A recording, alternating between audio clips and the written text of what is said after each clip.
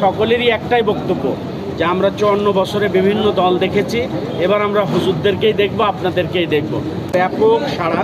আমরা এর আগেও ভোট করেছি, তখন অনেকেই কথা বলতে পারেনি, কিন্তু এখন সকলেরই একটাই বক্তব্য যে আমরা 54 বছরে বিভিন্ন দল দেখেছি, এবার আমরা হুজুরদেরকেই দেখব, আপনাদেরকেই দেখব। দল মত নির্বিশেষে যারা ফ্লোটিং ভোটারই না, রাজনীতি করে, তারাও বলছে যে আমরা রাজনীতি করি ভাই, আমরা এই দল করি, কিন্তু এবার আপনাদের ভোট দেব। এটা একটা ব্যাপক সাড়া। এর সাড়া আমরা এর আগে কখনো লক্ষ্য করিনি। আমরা বিশ্বাস করি মানুষের এই সাড়ায় আল্লাহ বরকত দান করবেন। আগামী জাতীয় সংসদ অন্যান্য দলগুলো দেখি বিভিন্ন প্রতিশ্রুতি দিয়ে আসলে ভোটে নির্বাচনে ভোট চাই, সেক্ষেত্রে আপনারা কী ধরনের প্রতিশ্রুতি দিচ্ছেন? দেখেন, আমাদের প্রতিশ্রুতির ব্যাপারে আমরা ইনসাফ কায়েম করতে চাই, বৈষম্য দূর করতে চাই।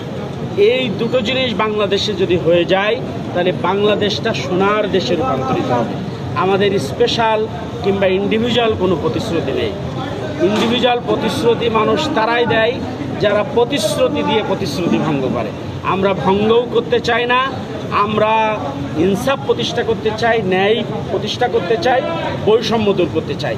এই দুটো জিনিসের মাধ্যমেই মানুষের সুখ এবং স্বাচ্ছন্দ্য আমরা নিয়ে এসে দিতে চাই। আমরা টেকসই উন্নয়ন করতে চাই, মজবুত গণতন্ত্র প্রতিষ্ঠা করতে চাই, ইসলামী মূল্যবোধ রক্ষা করতে চাই। এগুলো সার্বিকভাবে আমরা এই কাজ করি।